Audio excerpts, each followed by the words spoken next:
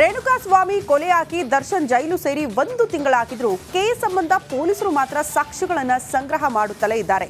ಇಡೀ ದೇಶದಲ್ಲಿ ಅತಿ ಹೆಚ್ಚು ಸಾಕ್ಷ್ಯ ಕಲೆ ಹಾಕಿರುವ ಕೇಸ್ ಕೂಡ ಇದಾಗಿದೆ. ಈ ಬಗ್ಗೆ ಒಂದು ರಿಪೋರ್ಟ್ ಇಲ್ಲಿದೆ ನೋಡಿ.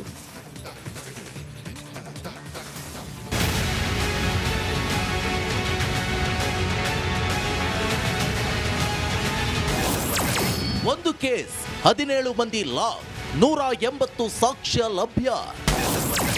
ಅತಿ ಹೆಚ್ಚು ಸಾಕ್ಷ್ಯ ಕಲೆ ಹಾಕಿರುವ ಕೇಸ್ ಇದೆ. ರೇಣುಕಾಸ್ವಾಮಿಯನ್ನ ಭರ್ಭರವಾಗಿ ಕೊಲೆಗೈದು ಜೈಲು ಪಾಲಾಗಿರುವ ದರ್ಶನ್ ಅಂಡ್ ಗ್ಯಾಂಗ್ ಪರಪ್ಪನ ಅಗ್ರಹಾರದಲ್ಲಿ ಮುದ್ದೆ ಮುರಿಯುತ್ತಿದ್ದಾರೆ. ಆದರೆ ತನಿಖೆ ಮುಂದುವರೆಸಿರುವ ಪೊಲೀಸರು ಈವರೆಗೆ ಅತಿ ಹೆಚ್ಚು ಸಾಕ್ಷ್ಯಗಳನ್ನ ಕಲೆ ಹಾಕಿದ್ದಾರೆ. ಇಡೀ ದೇಶದಲ್ಲಿ ಹೆಚ್ಚು ಸಾಕ್ಷ್ಯ ಕಲೆ ಹಾಕಿರುವ ಕೇಸ್ ಇದಾಗಿದೆ. ರೇಣುಕಾಸ್ವಾಮಿ ಕೊಲೆ ಆಗಿದ್ದೇಕೆ, ಎಲ್ಲಿ, ಮರ್ಡರ್ ಮಾಡಿದ್ಯಾರು, ಅದಕ್ಕೆ ಸಾಕ್ಷಿಯಾದ ಹಲವು ಸಾಕ್ಷಿಗಳನ್ನು ಕೂಡ ಪೊಲೀಸರು ಕಲೆ ಹಾಕಿದ್ದಾರೆ. ರೇಣುಕಾಸ್ವಾಮಿ ಕೊಲೆ ಕೇಸ್ಗೂ ಮುನ್ನ ನಿತೀಶ್ ಕತಾರ, ಶೀನಾ ಭೋರಾ, ಆರುಷಿ ತಲ್ವಾರ್, ಜೆಸಿಕಾ ಲಾಲ್, ಪ್ರಿಯದರ್ಶಿನಿ ಮಟ್ಟು ಹಾಗೂ ರಾಜೀವ್ ಗಾಂಧಿ ಹತ್ಯೆ ಪ್ರಕರಣಗಳಲ್ಲಿ ಅತಿ ಹೆಚ್ಚು ಸಾಕ್ಷ್ಯ ಕಲೆ ಹಾಕಲಾಗಿತ್ತು. ಇದೀಗ ರೇಣುಕಾಸ್ವಾಮಿ ಕೊಲೆ ಕೇಸಲ್ಲೂ ಅತಿ ಹೆಚ್ಚು ಸಾಕ್ಷ್ಯ ಸಂಗ್ರಹಿಸಲಾಗಿದೆ. ರೇಣುಕಾಸ್ವಾಮಿ ಕೊಲೆ ಪ್ರಕರಣದಲ್ಲಿ 180ಕ್ಕೂ ಹೆಚ್ಚು ಮೆಟೀರಿಯಲ್ ಎವಿಡೆನ್ಸ್ ಸಂಗ್ರಹಿಸಲಾಗಿದೆ. 33 ಸಿಸಿಟಿವಿಗಳಿಗೆ ಸಂಬಂಧಿಸಿದ ಡಿವಿಆರ್ ಸಂಗ್ರಹಿಸಲಾಗಿದೆ. 10ಕ್ಕೂ ಹೆಚ್ಚು ಐ ವಿಟ್ನೆಸ್ಗಳನ್ನ ಸಂಗ್ರಹ ಮಾಡಲಾಗಿದೆ.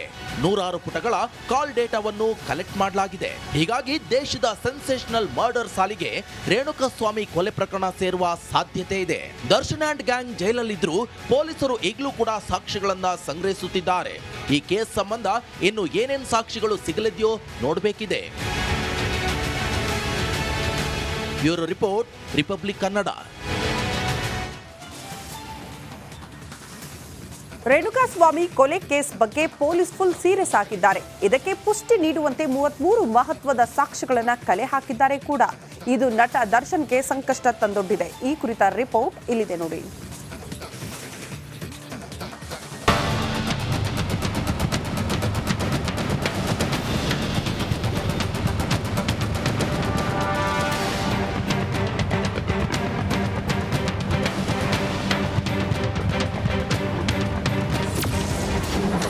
ಕಾಟೇರನಿಗೆ 33 ಸಾಕ್ಷ್ಯಗಳ ಕಂಟಕ. ಆರೋಪಿ ದರ್ಶನ್ಗೆ ಹೆಚ್ಚಿದ ಆತಂಕ. Renukaswamy murder case D gang ಕೊರಳು ಸುತ್ತಿಕೊಂಡಿದ್ದು ಆಗಿದೆ. ಆದ್ರೀಗ ದಚ್ಚು ಎದೆಯಲ್ಲಿ ನಡುಕ ಹುಟ್ಟಿಸುವಂತಹ ಸಾಕ್ಷ್ಯಗಳು ಪೊಲೀಸರ ಕೈಗೆ ಸಿಕ್ಕಿವೆ. ಹತ್ಯೆ ನಡೆದ ದಿನ ಅದೇ ಸ್ಥಳದ ಸುತ್ತಮುತ್ತ ಏನಾಯಿತು ಅನ್ನೋ ದೃಶ್ಯ ಸಾಕ್ಷ್ಯವನ್ನ ಸಂಗ್ರಹಿಸಲಾಗಿದೆ.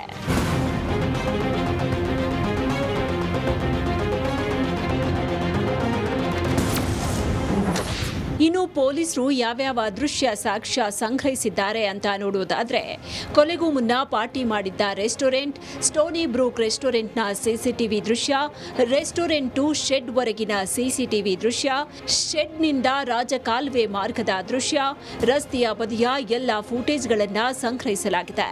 ಜೊತೆಗೆ ದರ್ಶನ್ ಮನೆ, ಪವಿತ್ರ ಗೌಡ ಮನೆ ಸಿಸಿಟಿವಿ ದೃಶ್ಯ ಸೇರಿದಂತೆ ಈವರೆಗೂ 33ಕ್ಕೂ ಹೆಚ್ಚು ಸಿಸಿಟಿವಿಗಳ ದೃಶ್ಯವನ್ನ ಸಂಗ್ರಹಿಸಲಾಗಿದೆ.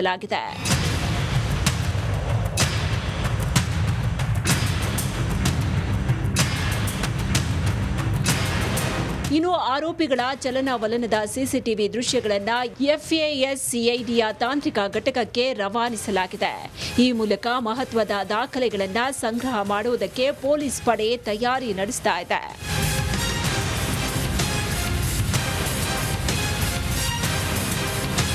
ಇದೆಲ್ಲ ಬೆಳವಣಿಗೆ ಮಧ್ಯೆ 4ನೇ ಬಾರಿ ದರ್ಶನ್ ಪತ್ನಿ ವಿಜಯಲಕ್ಷ್ಮಿ ಭೇಟಿ ನೀಡಿದ್ರು.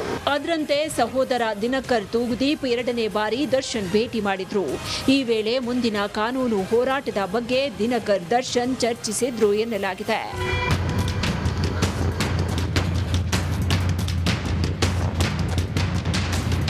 ಒಟ್ನಲ್ಲಿ ರೇಣುಕಾಸ್ವಾಮಿ ಕೇಸ್ನಲ್ಲಿ ದರ್ಶನ್ ವಿರುದ್ಧ ಪೊಲೀಸರು ಸಾಕ್ಷ್ಯ ಸಂಗ್ರಹಿಸ್ತಾ ಇದ್ರೆ ಇದರಿಂದ ಬಚಾವಾಗೋದು ಹೇಗೆ ಅನ್ನೋ ಬಗ್ಗೆ ಡಿ ಫ್ಯಾಮಿಲಿ ಚರ್ಚೆ ಮಾಡ್ತಾ ಇದೆ.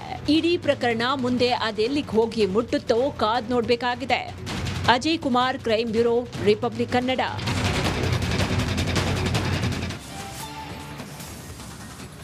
ಚಾಲೆಂಜಿಂಗ್ ಸ್ಟಾರ್ ದರ್ಶನ್ ಹೊರಗಿದ್ರು ಸುದ್ದಿನೇ, ಜೈಲಿನಲ್ಲಿದ್ರು ದಿನಕ್ಕೊಂದು ವಿಚಾರಕ್ಕೆ ಸುದ್ದಿಯಲ್ಲಿದ್ದೇ ಇದ್ದಾರೆ. ದಾಸನನ್ನ ಏಕಾಂಗಿಯಾಗಿ ಬಿಡದೆ ಪತ್ನಿ ವಿಜಯಲಕ್ಷ್ಮಿ ಧೈರ್ಯ ತುಂಬುತ್ತಿದ್ದಾರೆ. ಈ ಕುರಿತ ರಿಪೋರ್ಟ್ ಇಲ್ಲಿದೆ ನೋಡಿ.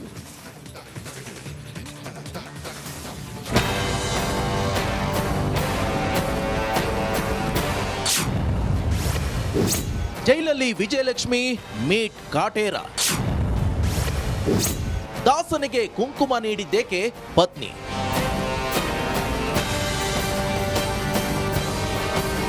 ಕೊಲೆ ಕೇಸಲ್ಲಿ ಪರಪ್ಪನ ಅಗ್ರಹಾರದಲ್ಲಿ ಮುದ್ದೆ ಮುರಿಯುತ್ತಿರುವ ದರ್ಶನ್ ಹೊರಗಿದ್ರು ಸುದ್ದಿಯಲ್ಲಿರ್ತಾರೆ.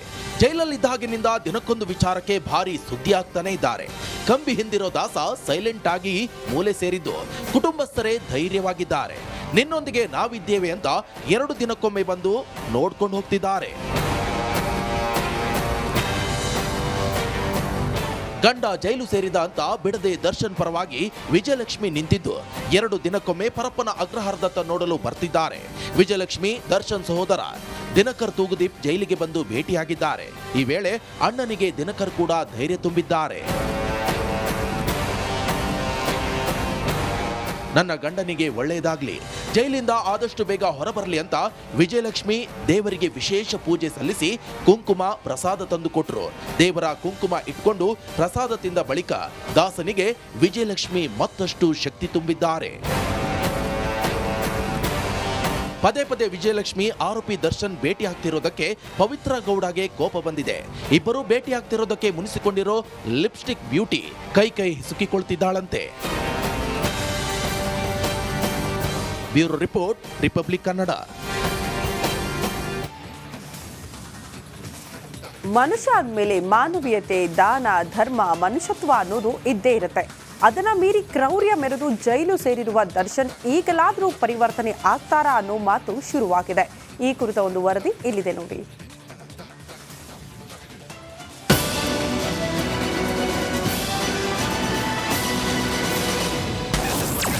ಜೈಲು ಪಾಲಾಗಿರೋ ದರ್ಶನ್ ಫುಲ್ ಸೈಲೆಂಟ್. ದಾಸನಿಗೆ ಈಗ ಕೌನ್ಸಿಲಿಂಗ್ ಅಗತ್ಯವಿದೆಯಾ? ವೀರನಂತೆ ಮೆರೆದು ಹಾರಾಡಿದ್ದ ದರ್ಶನ್ ಈಗ ಜೈಲಲ್ಲಿ ಒಬ್ಬಂಟಿಯಾಗಿದ್ದಾನೆ. ಯಾರ ಸಹವಾಸಕ್ಕೂ ಹೋಗದೆ ಆಧ್ಯಾತ್ಮದತ್ತ ಮುಖ ಮಾಡಿದ್ದಾರೆ ಎನ್ನಲಾಗ್ತಿದೆ. ಈ ನಡುವೆ ನಟ ದರ್ಶನ್ಗೆ ಕೌನ್ಸಿಲಿಂಗ್ ಅಗತ್ಯವಿದೆ ಅಂತ ಹೇಳಲಾಗುತ್ತಿದೆ. ಜೈಲಲ್ಲಿ ಯಾರೊಂದಿಗೂ ಮಾತನಾಡದ ದರ್ಶನ್ ಮೌನಕ್ಕೆ ಶರಣಾಗಿದ್ದಾರಂತೆ. ರೌದ್ರನಂತೆ ವರ್ತಿಸುತ್ತಿದ್ದ ದಾಸ ಈಗ ಎಲ್ಲವನ್ನ ಬದಿಗಿಟ್ಟು ಶಾಂತನಾಗಿದ್ದಂತೆ. ಅಷ್ಟೇ ಅಲ್ಲ, ಇಂತಹ ಹೊತ್ತಲ್ಲಿ ಕಾಟೇರನಿಗೆ ಕೌನ್ಸಿಲಿಂಗ್ ನೀಡಿದ್ರೆ ಒಳ್ಳೆಯದು ಅಂತ ಮನಶಾಸ್ತ್ರಜ್ಞೆ ಡಾಕ್ಟರ್ ಚಂದ್ರಿಕಾ ಹೇಳಿದ್ದಾರೆ. ಪರಿವರ್ತನೆಯ ಬುಕ್ ನೀಡಿದ್ರೆ ಒಳ್ಳೆಯದು. 4 ಗೋಡೆ ಮಧ್ಯೆ ಇರುವ ದರ್ಶನ್ ಸ್ವಾಮಿ ವಿವೇಕಾನಂದ ಪುಸ್ತಕ ಹಾಗೂ ಭಗವದ್ಗೀತೆ ಓದಿದ್ರೆ ಅವರಲ್ಲಿ ಪರಿವರ್ತನೆ ಆಗುತ್ತೆ. ದರ್ಶನ್ ಅರ್ಧ ಭಗವದ್ಗೀತೆ ಓದಿದ್ರೆ 100ಕ್ಕೆ 100% ಮನ ಪರಿವರ್ತನೆ ಸಾಧ್ಯ ಎಂದಿದ್ದಾರೆ. ಭಗವದ್ಗೀತೆ ಓದುವುದರಿಂದ ಕೃಷ್ಣನೇ ಕೌನ್ಸಿಲರ್ ಆಗಬಲ್ಲ ಎಂಬ ಸಲಹೆ ಕೊಟ್ಟಿದ್ದಾರೆ. ಅವರಿಗೆ ಹಿಟ್ಲರ್ ಪುಸ್ತಕ ಕೂಡ ಕೊಡಲು ಸಲಹೆ ಕೊಟ್ಟಿದ್ದಾರೆ. ಹಿಟ್ಲರ್ ಏನೆಲ್ಲ ಕ್ರೌರ್ಯ ಮಾಡಿದ್ದ, ಆದ್ರಿಂದ ಆಗಿದ್ದೇನು ಎಂಬುದು ತಿಳಿಬೇಕು. ದರ್ಶನ್ ಭೇಟಿ ಮಾಡಲು ಹೋದವರು ಈ ಪುಸ್ತಕ ಕೊಡಲಿ ಅಂತ ರಿಪಬ್ಲಿಕ್ ಕನ್ನಡದೊಂದಿಗೆ ಮನಶಾಸ್ತ್ರಜ್ಞೆ ಡಾಕ್ಟರ್ ಚಂದ್ರಿಕಾ ಹೇಳಿದ್ದಾರೆ.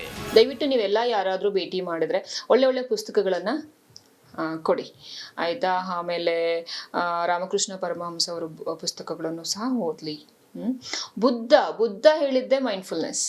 ಬುದ್ಧ ಹೇಳಿದ್ದೇನೆಂದ್ರೆ ಪ್ರೆಸೆಂಟ್ ವಾಟ್ ಈಸ್ ಹ್ಯಾಪನಿಂಗ್ ಆ ಅವೇರ್ನೆಸ್ ನಿಮಗೆ ಇರಲಿ. ಇಲ್ಲ ಅಂದರೆ ನೀವು ಇಲ್ಲಿ ಗೆಟ್ ಇನ್ ಟು ಕನ್ಕ್ಲೂಷನ್ ಅಂತ. ಬುದ್ಧನ ಜೀವನ ಚರಿತ್ರೆನ ಓದ್ಲಿ. ಓಕೆ, ಬುದ್ಧ ಇದನ್ನೆಲ್ಲ ನೀವು ಈ ಥರ ಪುಸ್ತಕಗಳೆಲ್ಲ ಓದ್ಲಿ. ರಾಜ್ಕುಮಾರ್ ಜೀವನ ಚರಿತ್ರೆನೂ ಸಹ ಓದ್ಲಿ. ಇವೆಲ್ಲ ತುಂಬ ಚೆನ್ನಾಗಿದೆ. ಮಹಾಭಾರತ ಓದ್ಲಿ, ರಾಮಾಯಣ ಓದ್ಲಿ. ಶಕುನಿ ಇನ್ಸ್ಟಿಗೇಟರ್ ಇಲ್ಲಿ. ಈಗಾಗಲೇ ಕುವೆಂಪು ಅವರ ಪುಸ್ತಕಗಳನ್ನ ಓದುತ್ತಿರುವ ದರ್ಶನ್ ಜೈಲಿಂದ ಆಚೆ ಬರುವಷ್ಟರಲ್ಲಿ